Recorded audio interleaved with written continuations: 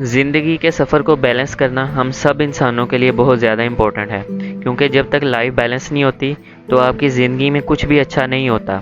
सांसों के इस सफ़र को बाअहसन और बखूबी निभाना ही ज़िंदगी है, और जो लोग इसको नहीं निभाते या बैलेंस नहीं करते वो हमेशा मुश्किलात का शिकार रहते हैं। सर, मैंने अक्सर ऑब्ज़र्व किया है, बहुत से लोग ज़िंदगी के रोने रो रहे होते हैं। आप उनकी हिस्ट्री सुन लें, ज़रूर कहीं ना कहीं उन्होंने अपनी लाइफ को मिस बैलेंस किया होता है, जिसका नतीजा वो इस रोने धोने की शक्ल में भुगत रहे होते हैं। और सर, ऐसे लोग भी नज़र आते हैं जो खुशबाश हैप्पी मूड रखते हैं, शुक्रगुजार होते हैं, और अगर आप उनकी लाइफ देखें तो आपको ज़रूर उनकी लाइफ में कहीं ना कहीं मैनेजमेंट, मुनज़्ज़म अंदाज़े ज़िंदगी और सब चीज़ों को साथ लेके चलने वाली रविश नज़र आएगी।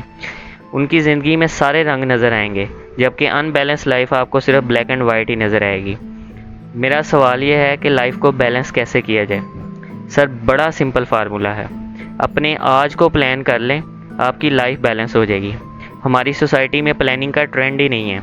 मिसाल के तौर पे किसी के साथ मीटिंग हो, अक्सर लोग लेट होते हैं, और जब उन्हें कॉल करो तो जवाब होता है कि रास्ते में हूँ, आ रहा हूँ, आप टेंशन ना लो।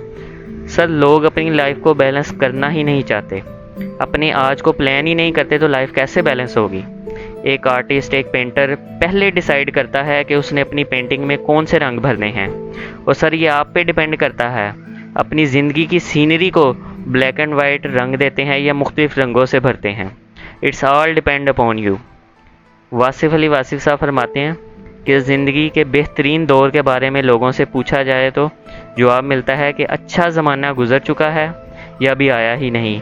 हालांकि अच्छा दौर वो है जो आज गुज़र रहा है।